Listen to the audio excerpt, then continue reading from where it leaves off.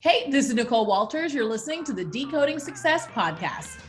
Born in 92 on the block with the Sharks. Come from a different cloth, y'all would get ripped apart. You want it diamond, then you gotta get it in the dark. We dropping nuggets like Carmelo went to Rucker Park. Now we eating from state to state, we scrape the plate. I put my eggs in a basket, took a leap of faith. I took a chance, now we grow and see the impact. Decoding success with special guests, now let's bring that. Nicole, welcome to the show. Excited to have you. I absolutely love your journey. I honestly am blown away by it. Like what you've been able to accomplish, what you continue to accomplish nonetheless is absolutely incredible. So thank you so much for taking the time out of your day to make an impact here on Decoding Success. Oh, no worries. It's my joy. Thanks so much for having me. You're too kind. Of course. Now, seriously, first question, I need to dive into the absolute beginning of your journey, because I think talking to individuals that either are immigrants or of an immigrant background is absolutely incredible. We've had so many phenomenal individuals on this show, over 200, by the way, and many of them come from that type of background. So I want to start there.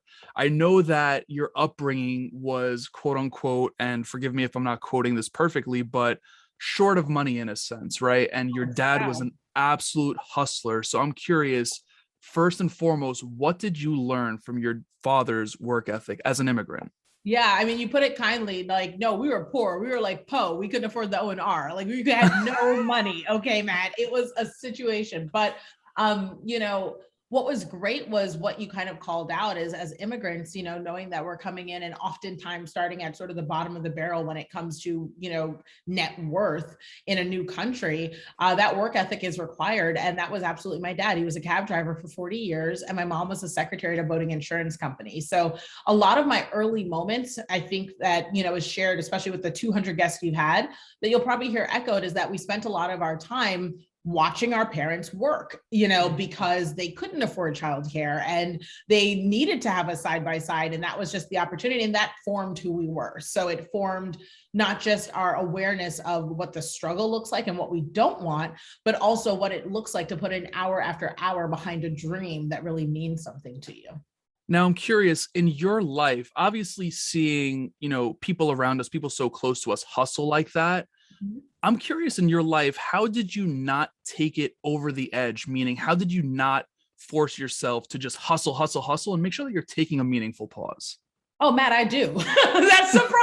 If anything, I wish someone would come on this podcast and tell the whole thing of, no, I'm in perfect balance and everything's right. No, I'm a hot mess, and I think it's important that, everybody acknowledges that we're constantly trying to, find that balance. You go too much one way, you got to know when to scale it back. You go a little hard, you recognize, hey, this is a season behind a specific product or a launch or an opportunity, but then I got to have a wellness plan on the back end to scale it back. That's just literally the nature of entrepreneurship, is constantly figuring out which balls that you're juggling are made of rubber and which ones are made of glass. The rubber ones will bounce back and the glass ones will shatter. So, once you will always drop a ball, but you're just focusing on trying to figure out which one you don't want to drop.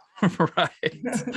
Now, in your upbringing, I know that you had mentioned you were around individuals that had a different lifestyle, right? You had people in your proximity that were having lunches prepped by butlers, so on and so forth. But what I found most interesting was the fact that you used that comparison as fuel for your fire, and you didn't use it in a victim mentality. So I'm curious, at such a young age, what was it that clicked for you like that?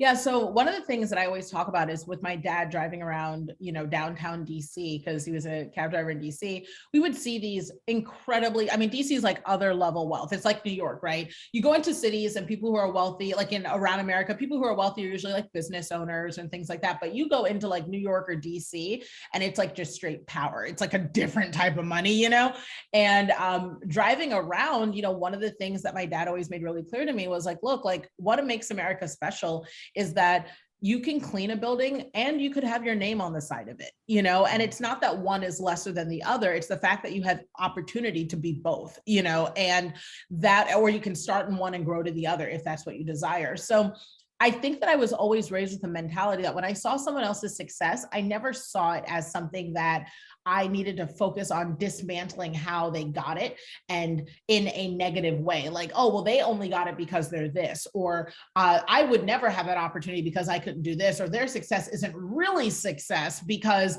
this, and this factor. You know, we all know that person who looks at somebody else's wins and sees it that way.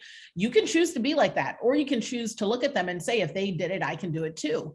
And that's where I choose to stand. You know, if they did it, I can do it too. And all I have to do is figure out what was their recipe and how do I need to adapt it for myself. And then I need to apply it, do the work, be consistent, and not quit. And I can have anything I want.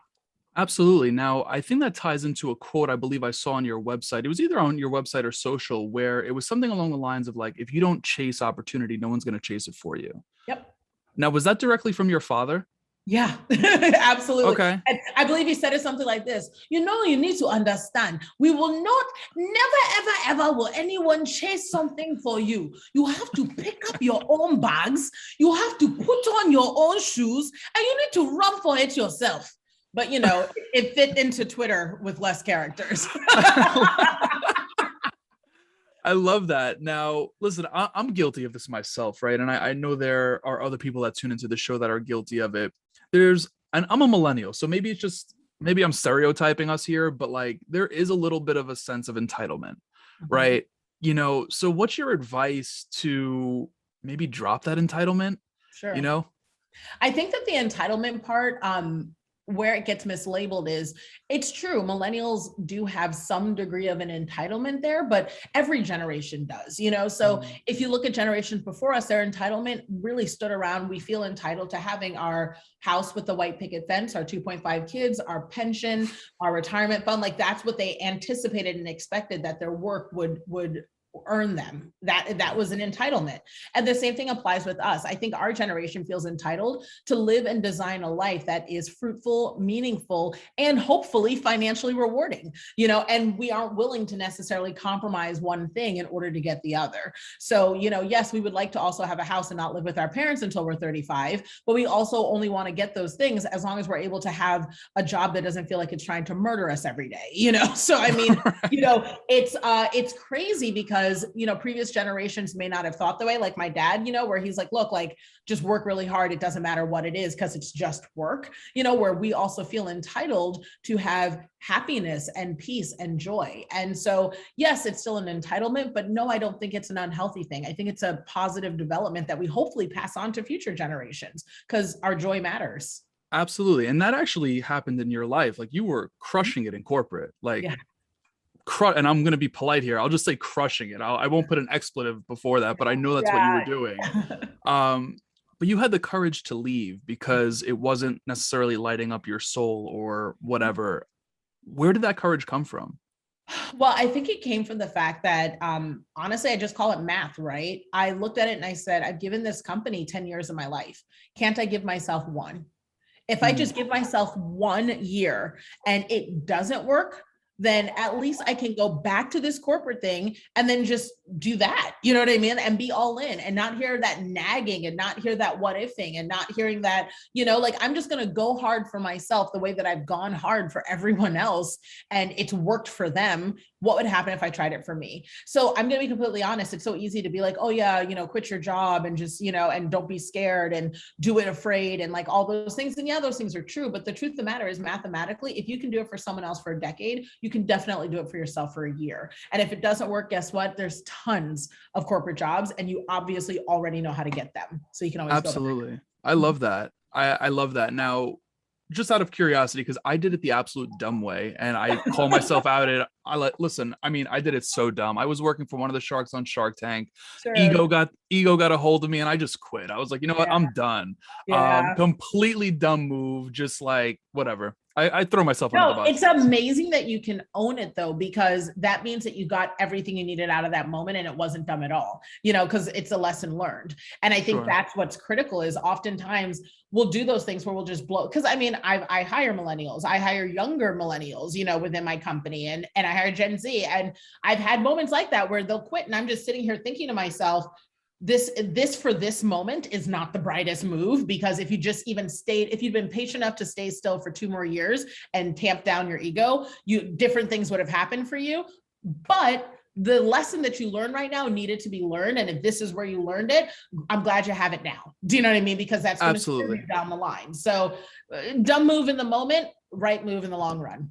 Absolutely. Listen, 100% part of God's plan, but I'm curious, what was aligned for you to actually make that move? Like I had people on the show who said, you need 2 years of salary saved, one for emergency, one for spending, so on and so forth. What was it like for you? So I want to keep it a little bit more simple than that, because I think, the pandemic has shown that math doesn't make as much sense anymore. That math ain't mathin', where, oh yeah, how'd that 2 months work out for you during a 1-year pandemic, So one of the things that I try to tell people is just make sure you can be a good boss to yourself. So a lot of people quit their jobs because they're fixated on what they think their current boss doesn't do for them, or what they think they do better than their current boss, or the gaps that they think exist and what they deserve within the role, whether it's like respect or money or attention or whatever. And all I say is wherever you go after that, just make sure you can provide those things either for yourself or that other thing will have it for you, or you're okay not having it. Because either way, that should be the difference. So for me, I didn't want to quit my job. I wanted to hire myself. So one of the things I'm most proud of is I have always paid myself a proper salary and living wage. I've never missed a check to myself. I've always been on time. I have benefits, all the things I afford my, 20 plus employees now, I afford to myself, 401k, benefit, healthcare. So I didn't want to work for a crappy boss. The worst thing about my boss now, which is me, is, just vacation time and my hours, but it's okay though, because I got that from my last boss too for less money. So like, I'm willing to tolerate it. And my new boss looks good. So I cut her some slack, but all that to be said, I think anyone out there who's thinking of quitting, just make sure you're ready to hire yourself. What's stopping you from taking that break right now? So I've shifted gears, if you will, so I am taking more of a break, meaning I've adjusted things in my life to, where I've implemented the structure of my team a little bit differently. I've split up areas of my company. And so I am spending more time in areas of the business that I want to be in more, which feels like a break because it's less stressors in stuff that I don't want to do. But yeah, no, I think what I'm aiming for is to get to the place where it's like, no, I'm taking off 2 months and no one talked to me, and I'm just not there yet, frankly, like financially, like I make great money, multimillionaire, doing well, but I'm just not at the place where I think I could take off 2 months and not do anything. And I'm hoping that I get there soon, but I'm doing the steps to get there. And I've grown so much from where I started. So it's all worth it. Absolutely. Now, do you actually feel like you would actually want to take off those 2 months? You don't strike me as that type of person. Yeah. So everyone always says as an entrepreneur, so 2 months of not working looks like 2 months of like different working, right? So it might be, like right now I just signed a book deal with a major book deal with Simon & Schuster's new imprint, Element. Thank you. And so, I've had to shift things in the business to make space for this new project that I'm trying on, so I think it would look probably something like that, where it's like 2 months off might mean I'm not hitting a stage, I'm not in front of a camera, I'm not, recording a podcast or anything like that. But during those 2 months, maybe I'm just spending more time doing charity work, or maybe I'm volunteering at a local school, to teach entrepreneurship, or I spend a lot of time doing work with inmates on entrepreneurship, just spending more time in those type of endeavors that are still meaningful, fulfilling, and some would consider work, but for me, it's just joy. Absolutely. Now, as you were transitioning out of corporate and into a full-time entrepreneurship role, I know that you had, well, first and foremost, you have way more than one hat on, right? Like you have a family, you have a husband. But at that time, I believe I read something along the lines of a health scare to your husband. Obviously, you have children, you have money to make, so on and so forth. How did you stay present throughout all of that? Because we can get so far ahead of ourselves and just like totally overwhelm ourselves. Yeah, I'll be honest. I didn't, I think that I kind of disassociated and plowed through. It's so easy for people to lie and be like, oh, I did this, this, and this. And like, no, like I'm human like anyone else. I think that I dove into my work, I compartmentalized, and I put a lot of feelings on the shelf, because I just wasn't ready to deal with them in the moment. And I spent a lot of my time just trying to be everybody's everything and not enough for myself. And what happened was that caught up with me a couple of years later. Like I'm a huge advocate of therapy. You know, if you're going to serve other people, you need to make sure you're in a place to be able to do that responsibly. And it's a huge privilege to have a platform. So if you're not therapeutically working on your own trauma or your own places that you speak from, how are you going to serve those people effectively? So I spent a lot of time in therapy, you know, just making sure I unpacked sort of once I was through the season, you know, how did I cope and why did I cope that way? How did that impact my decision making, and what would I like to change to be more in control of later? What would I like to let go? So, you know, staying present wasn't a thing. It was more compartmentalizing to handle the moment in front of me. And then in the aftermath, unpacking kind of the consequence of that decision making and developing better habits so that should something like that happen again, I know how to balance a little bit better while things are happening.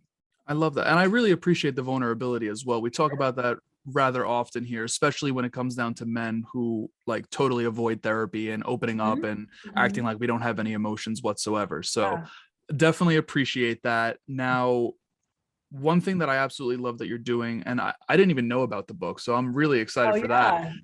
I'm super excited for that. You're helping people get paid based off of their God-given talents. Yeah.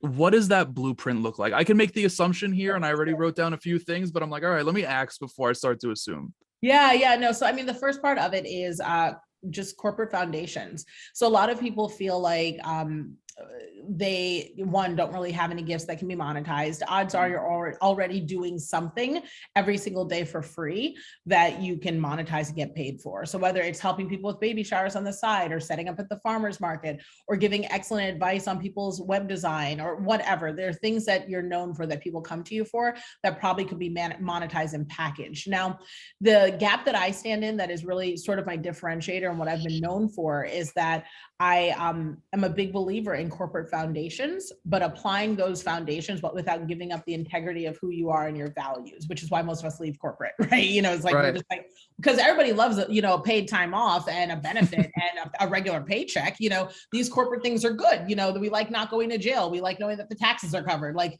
we all like that. In entrepreneurship, unfortunately, so many people leave that behind because they associate not having that structure with the sort of freedom of being able to run their business the way they want. And unfortunately, you know, a lot of consultants or coaches or business, you know, mentors are showing people how to make a dollar, but they're not showing them how to keep it. So I do both. You know, I'm making sure people understand that no matter where you're starting with $1 or 1 million, you've got to know your foundations. Your back end has to be built as beautifully as your front end.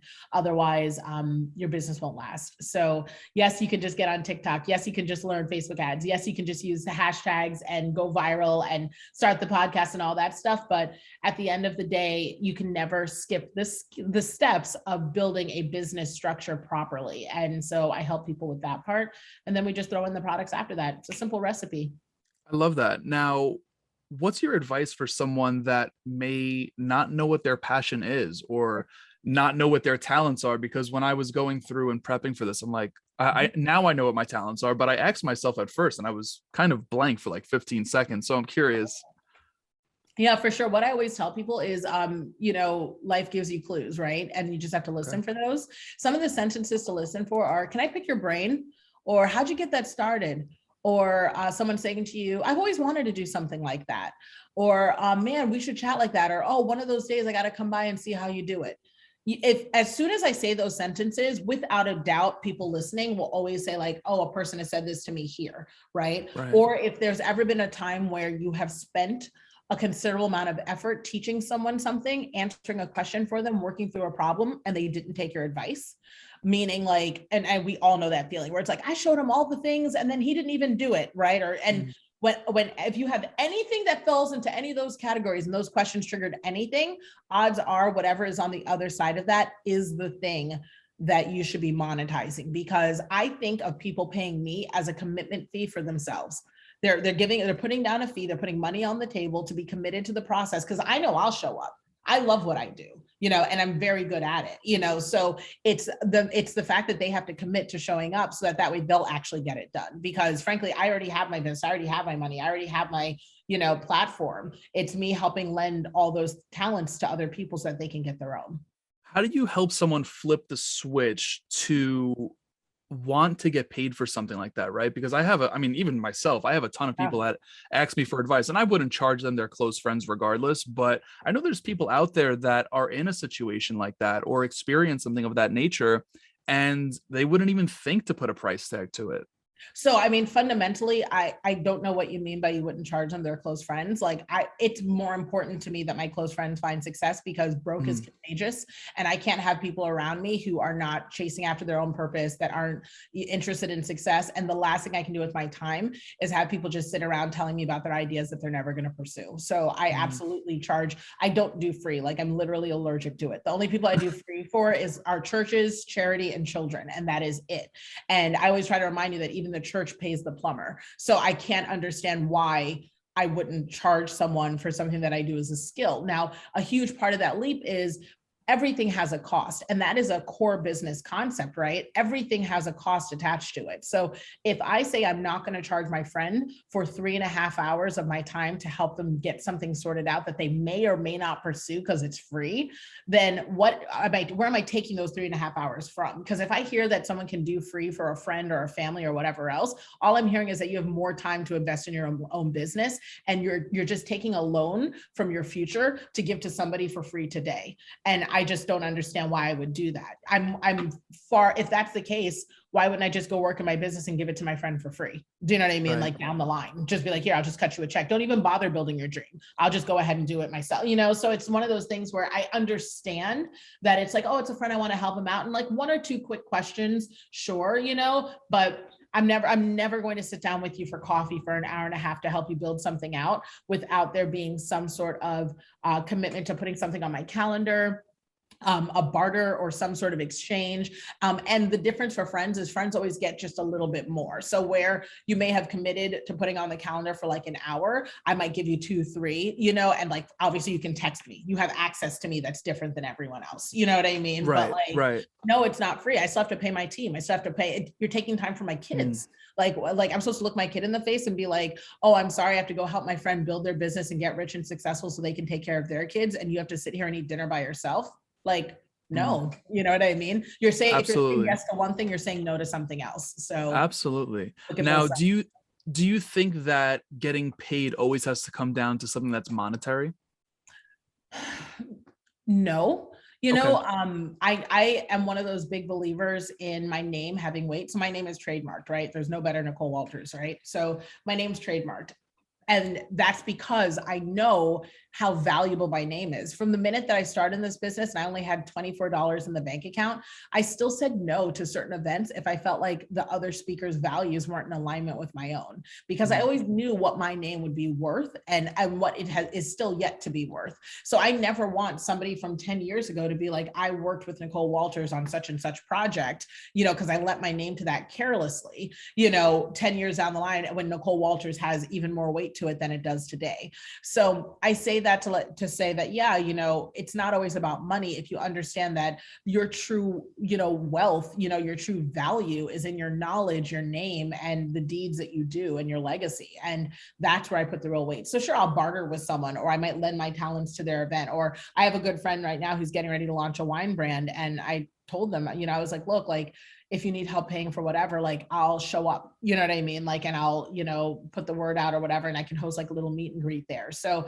but I'm only willing to do that for that friend, versus cutting them a check, right, to support. They still have to build it all themselves, but and I would have gone to your event anyways. But what I'm willing to do is to lend my, support to it in this way to help you make money, but you coordinate all of it. Do you know what I mean? Like, so it's that. For sure. Balance, like, make sure that person learns how to do some of the work themselves. Otherwise you'll be carrying them forever. Absolutely. Now, I know you've done podcasts in the past. I'm curious, what's a question you wish more people would ask you, and how would you answer it? Oh my gosh. One of the questions that the biggest thing is, I wish I would say, what do you think is the biggest lie, or the biggest mistruth that is popularized on the internet by like coaches, consultants, entrepreneurs, whatever. So like, what is the one thing you would correct that you think is common knowledge? You know what I mean? Like, and that I think is, I don't know why no one asked that of like everyone, you know what I mean? Because everyone has an opinion on something they're seeing in the space. So, well, what do you think it is? So for me, the biggest one is that the sort of, if you build it, they will come, you know, like where it's Okay. like build the content first and then eventually monetize it. Again, that's just working for free on the off chance it'll help. You know, I do think you need to show up consistently every day on your platforms, but you also need to have a product to send people. So like I have, you know, clients that come to me that are New York Times bestsellers or multi-million dollar, yeah, or multi-million follower, you know, Instagrammers. And they come to me because they're like, Nicole, like I've heard about you and I need to make money. You know, like, and that is my issue, is that I've got all these followers and I don't know what I'm doing. And I'm like, you know, I tell people today who only have 1,000, I have people who have 1,000 followers that make 6 figures. And I have people who run to me with 1 million followers that can't make 6 figures, you know? So it's that sort of difference, you know, it's, don't let all the flash and the marketing and the screenshots and the pretty closets and the laptop lifestyles fool you. You know, at the end of the day, you only get paid for doing work. So that's the biggest thing that I wish people knew. What's your advice to not get caught up in that vanity? Because that's not easy. I mean, I definitely have in the past too. I don't have 1 million followers, but you know, the shiny object syndrome is definitely a thing. So I'm curious. Yeah, I mean, the only number that really matters is the one that's in Bank of America, right? You know, like, so I can appreciate, you know, having a ton of followers or having so many views or listens or hits or whatever else. If it's not translating into something where I can tangibly do some good with it, then I don't really know. I can't pay Amex with, you know, Instagram followers. I can't, you know, build a new bathroom at my favorite charity with, you know, podcast subscribers. So because of that, you know, I always look at these numbers and say they mean nothing if they don't translate into something that I can actually do something. So it's okay to, you know, be obsessive about data. It's okay to look at it as numbers, but don't transcribe your worth to the vanity metrics. You know, look at the data as in how does this translate into being able to actually create real and lasting change, because that's what really matters. Right. Now, I've heard you mention the words charity and volunteer numerous times. Sure. Why is that such an important thing in your life? Like, where does that come from for you? Well, for me, it's because I grew up with nothing, you know, and there are like, I was always a hard worker, you know, but I mean, I slept on a couch till I was 12 with roaches crawling on me, you know, so like I had nothing. And I can honestly go back in my life, you know, this is some of what I'm talking about in my book, you know, and look at moments where it was literally just like a single action from a kind stranger that changed the trajectory of my life, you know, or a single lesson or a sentence or something that changed things. And I just know the power of somebody being willing to dedicate not just their time and their resources, but, you know, their actual physical presence, you know, in a volunteerism charity type way, and giving them resources that they really deserve. So, I mean, I just know what that's like because I've been on the receiving end and it's changed everything for me. And I wouldn't be here if it wasn't for that. And that's not doing free, it's doing right. You know, it's like a different level of it, you know? And so my favorite charity of choice is called City of Refuge, and they're based in Atlanta, Georgia.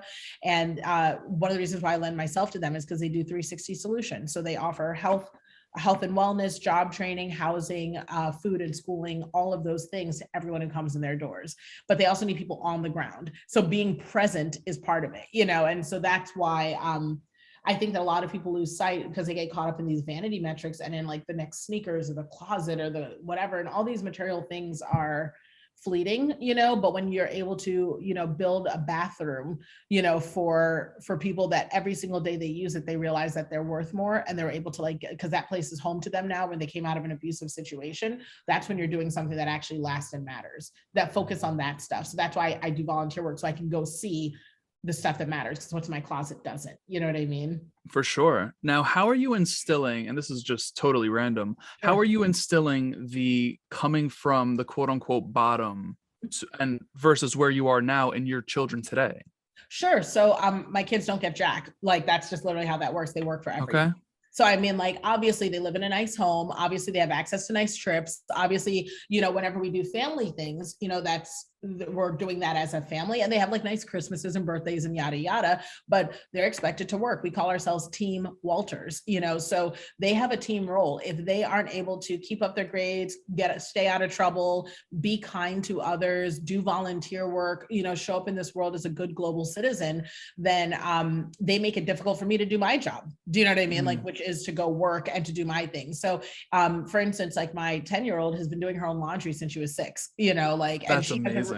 she has a routine. She comes home, she knows, you know, I have to go in, I have to take care of this, like, is my laundry done? She's raised with the concept that responsibilities come before the, you know, the fun, but there's always time for fun. And when we do it, we lean in and go crazy because we took care of our responsibilities. So, and then also side hustles. So all of my kids have a side hustle, you know, one way or another. Like my little one walks dogs, and she's always trying to sell something, like even to me, you know, like, and my middle one has a 6-figure hair care business, and she's also Dean's List and an accounting major in college. So, I mean, like, it's one of those things where all of my kids, they've seen it, you know, and I don't make them do anything, but they also understand that, like, look, this is really what life is like. You're here when mom's paying the taxes. You're here when mom's cutting these checks. I take you with me to my meetings, to my on-stage keynotes. They are with me when I'm explaining profit and loss statements. My 10-year-old can tell you about taxes. She's like, I'm going to live at home until this time because I don't want to be responsible for this tax liability. She's 10 years old, you know, like, so, and I'm telling you, all of that comes from the fact that I don't hide it from them. I immerse them in it. And then they're making educated choices on how they want to participate in this world to assure their comfort in the future, you know, because I'm not just going to leave them a ton of money. All my money's going to charity. So I love that. You know what I mean? I love that. Now, I'm Yeah. sure they get a ton of great advice from you. I'm just Sure. curious to learn, what is a piece of advice that you personally didn't want to hear but proved to be true over time? Do what you say you will do. So I used to think, when I was a younger millennial, you know, I used to think that it just mattered how I arrived, right? Like, Okay. look, like, who cares, you know, about all the logistics and the specifics and the blah, blah, blah. Like, as long as I got there, I killed it. You know what I mean? Like, and I always felt like that was sufficient, you know what I mean?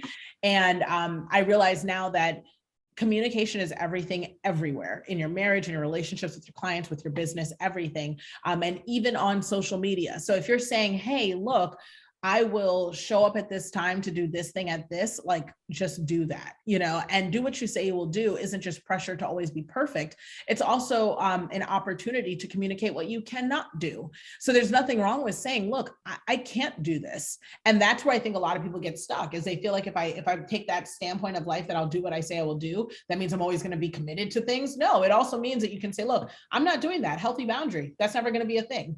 It's just not a thing. And then sticking with that. And then once you do that, people really like you because they know where you stand, they know you're reliable, and you will always get work and you'll always get clients. So it's hard for me in the beginning to understand that it was okay to say no, but that I also had to do, my yes needed to be yes. And now I really do understand that. And it's changed everything with my business.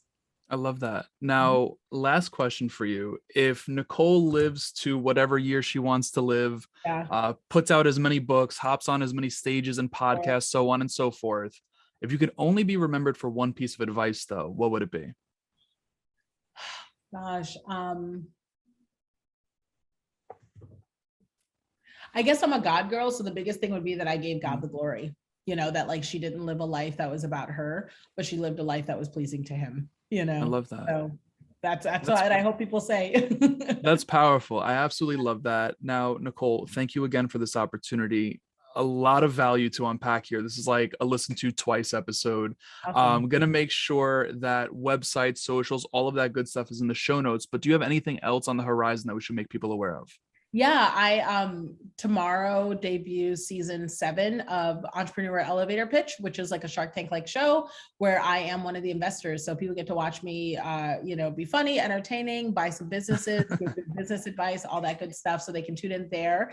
And then my new book is coming out with Simon & Schuster in late 2022. So I'm very excited to share that as well. And then they can also catch episodes of my TV show, She's the Boss, which is streaming on USA Network Online right now. Season 1 is there.